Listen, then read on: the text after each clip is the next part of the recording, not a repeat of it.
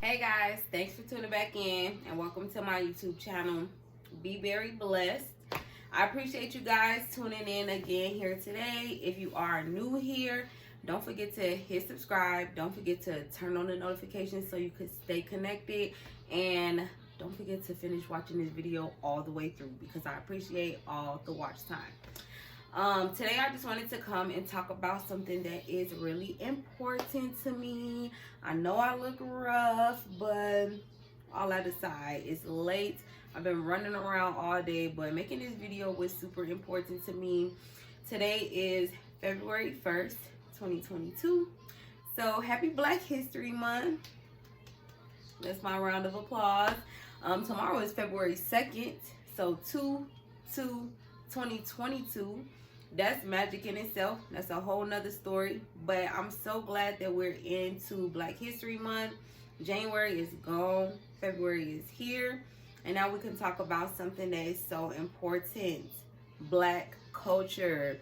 Black culture is the original, okay? It started a lot of stuff. People have imitated, stolen, and just taken ownership of things that we have done and created and just stolen our ideas. So this month we're going to acknowledge controversial Black people, controversial Black topics, and just giving acknowledgement to some really amazing people. Okay, so with it being Black History Month, I want to do a segment on my YouTube channel here called I Am Black 365.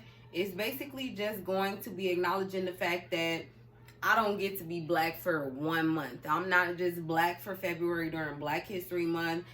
Black things or things that affect Black people don't just happen to me in February or in every other month besides February. It happens all year round. It happens every day, all day.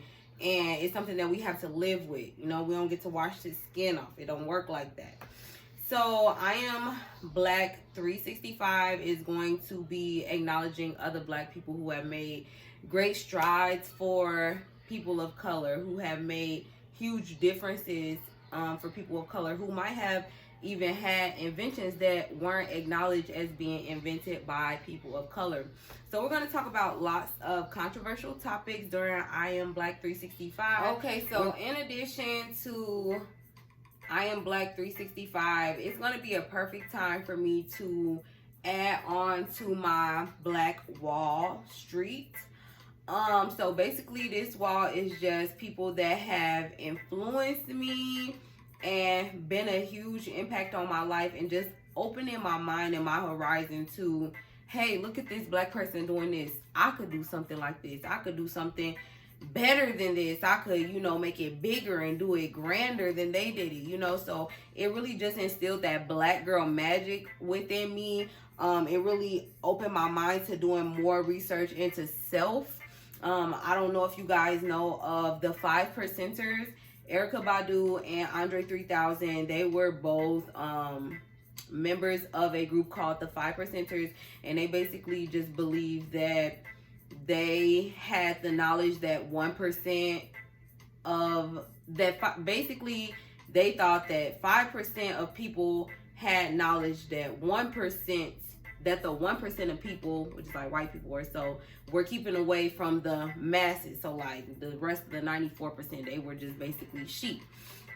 So Erykah Badu, her famous song On and On is just basically a song about how we are gods and they fear us, but they don't believe in God. They have this mystery God, etc., etc. So I definitely would say do your own research into that as well. But it is going to be something that we cover here on I Am Black 365, and then you guys will get to see me fill up my wall with Black people. We got Tupac up here, who we will get to later on in the month. But yeah, I'm super excited about that. We're going to be covering topics all the way from the Haitian Revolution to Billie Holiday to the 1985 move bombing in Philadelphia. We're going to be covering a large scale of topics, people, and events. Not only just that happened to people of color here in America, but it happened to people of color everywhere. I think bringing light and attention to some very talented, strong, ambitious, creative, strong-willed, strong-mind, independent Black people. I think by doing that, it'll be great for the betterment of self, for the betterment of our community, and just for the betterment of our future, because when you know better, you do better. So let's learn something from our history. Today I would love to start with one of my favorites, Bob Marley. So this is two pictures of Bob Marley. So I love Bob Marley. He is my favorite reggae artist. You know, Sean Paul, he cool. But Bob Marley was speaking for the people, you know. And one thing I didn't know is Bob Marley was mixed. So his mom was white and his dad was Black. He is from Jamaica, so he's from the Caribbean. He was born and raised there, and he died there. So he had a huge event which was very controversial called the Smile Concert or the Smile Festival. I would highly recommend that you guys watch Guava Island. I think it's on, I know for sure it's on Prime. I think it's on Netflix. It has Childish Gambino and Rihanna in there. Sidebar, I guess congrats to Rihanna. It's her life, as long as she's happy. But yeah, Guava Island is a great movie. It's basically just talking about a man who wants to throw a concert to give everybody a day off work. And the governor or the leader of the island is basically threatening him and telling him if he have the show, it's going to be bad for everybody, basically. So it's really a great story or rendition on what Bob Marley went through when he wanted to put on his Smile Festival. So I really thought that was kind of cool, but it's not about him. So don't associate Guava Island like with his entire life. You know, it was just one part, and it's just kind of related, you know? Do your own research, make your own connections. That's what this is all about, though, okay? So, I love Bob Marley, like I was saying. One of my favorite songs by him, because he is a reggae musician. He's a music artist. One of my favorite songs by him is Three Little Birds. It's just like, sitting on my doorstep, three little birds. Don't quote me, go listen to it for yourself, okay? But my favorite part of the song is, you know, every little thing is gonna be all right. So that's my favorite part, you know. And it was just basically my anthem for 2015 and 2016. I was like fresh 18, just getting my own place, figuring out what I wanted to do, who I wanted to be, and every little thing is gonna be all right. Like, I'm here, we here. It's great, okay? It's life. It happens to the best of us. So I love Bob Marley. Those are just like my little short facts that I know about him. Okay, but I know he's doing great things, and we're gonna get to some real facts right here. Okay, so like I said, I was just giving you guys some off the mental things that I knew about Bob Marley. But I got my handy dandy notebook. So Bob Marley here. This is a picture of him when he was younger, just beginning out his music career. And this was him closer to the end of his legacy. He did die when he was only like 31 or 33, something like that, years old. He was born Robert Nesta Marley, and his birthday was actually February 6th. So his birthday is coming up. And he was born Robert Nesta Marley, and his parents were named Norval and Sadella. So his dad was from England, and I believe his mom was a white woman that was just from Jamaica. Don't quote me. Didn't really research her, only him. Okay, so Bob Marley was a singer, songwriter, and musician. He was considered a pioneer for reggae music in general. He originally grew up in 9 Mile, Jamaica, and then when he was around 12 years old, they moved to Trenchtown. Trenchtown is where he really found and started his music career, he gathered together with some of his peers, and they formed a group called the Teenagers. They were also known as the Rude Boys and the Walking Wailers. This was in 1962 that they began their music career as a group. So in 1962, Bob Marley began his music career when he was in groups. His group became very popular and very big. They were a group from 1972 until 1974, and the only reason they stopped being a group is actually because they were bigger than the acts that they were opening for. So they decided to stop being a group in 1974. That's when Bob Marley decided to go at it as a solo artist. During the time that he was a solo artist, he was outspoken about democratic and social reform. He spoke on things like the fact that they didn't have enough food, or poverty, the fact of the economy that they were living in, and all the things that were going on in Jamaica that affected his upbringing. In the 1960s, so before the group broke up, is when he actually began studying Rastafari beliefs. He grew up Catholic in the home, but then once he got older and started getting away from his mom, he started looking into Rastafari beliefs. In 1976, Bob Marley was asked to host the Smile concert. That's kind of what I was talking about earlier with Guava Island. Guava Island is very similar to what was going on with Bob Marley at the time of the Smile concert. What was going on actually is there was an election coming up. So there was an election coming up, and there was like the red group and the blue group. So they were both at war. It was a lot of violence at the time. A lot of people didn't want the existing president to continue to be the president, and the people that voted for the then president did not want him to leave. So there was a lot of violence. There was a lot of struggle about who was going to be in office and how they were going to go about taking that position in office.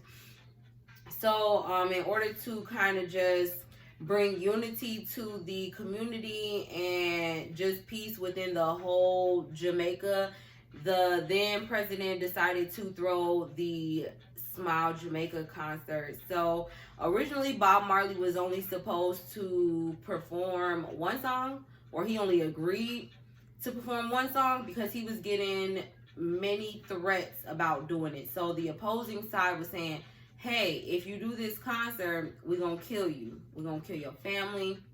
It's over.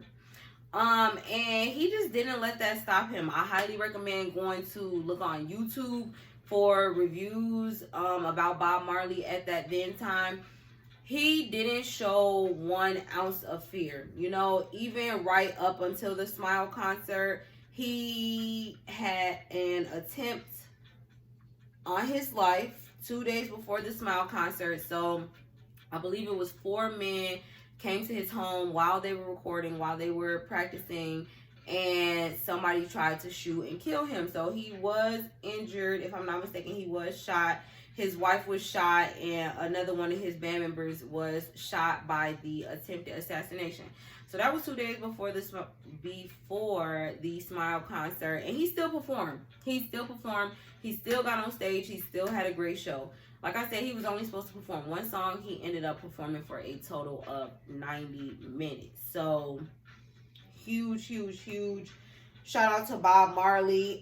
He became super huge based on his song One Love, which just talked about unity in the community, all for one and one for all, us all coming together for the betterment of self and for the future generations to come, because can't be no love when there's war, So fun fact, like I said, he died from cancer. In 1977, he was diagnosed with an aggressive cancer, and then a short 4 years later, he died in 1981. It was a very tragic situation, and they actually flew his body from Miami back to Jamaica, and he had a funeral where I believe it was over 40,000 people. So those are my little known facts. Let's see. As a solo artist, Bob began to gain traction with his hit song No Woman, No Cry, and then followed up with an album called Rasta Man Vibration. Sorry, I can't read my handwriting. But one of Bob Marley's most famous albums is Legend. It was actually an album that was put out after he was dead, and I think it was like a collaboration of all his greatest songs. And it was like one of the most sold records. Okay, so I got some more facts and then we're gonna be done. So it says here Bob Marley was 36 years old when he died of cancer in 1981. Okay, it says he achieved international stardom in the 1960s. Marley's lyrics took a more spiritual turn, and Jamaican music itself was changing. He produced a string of politically charged albums. When he decided to pursue his solo career, he produced a string of politically charged albums that reflected the King's social consciousness that came to define his lyrics. He wrote about soaring unemployment, ration food supplies, and pervasive political violence that he saw in Jamaica. Okay, he had several children and adopted children as well. And he is one of the top earning dead celebrities. So RIP Bob, I'm very happy and fortunate that you are still being paid and your name continues to live on. You are definitely a legend in my book. Forbes magazine said in 2018 that Bob Marley was the 5th on the list of highest earning dead celebrities. He has sold more than 75 million albums in the past 2 decades, and more than 12 million copies have been sold internationally, and several thousand new units sell every week still for Bob Marley. So definitely a huge kudos. Definitely a great person to be starting off the month of February with, especially being the fact that his birthday is in February. I think that's just like a sign that I'm on the right track. So definitely comment below, tag me on Instagram, on Facebook, on who the most influential black person, preferably famous, not your cousin, auntie, grandma, uncle, brother, sister, nobody, none of them.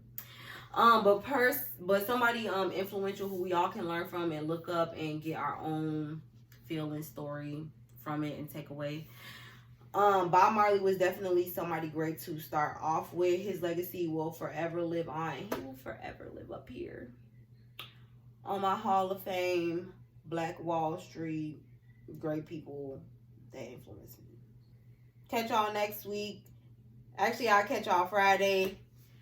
Stay tuned for my video. I'm going to be posting this Friday my interview with the bakery, as well as a tour of the art show that I went to in January. So stay tuned for that. It's been real. I'm going to bed, and peace.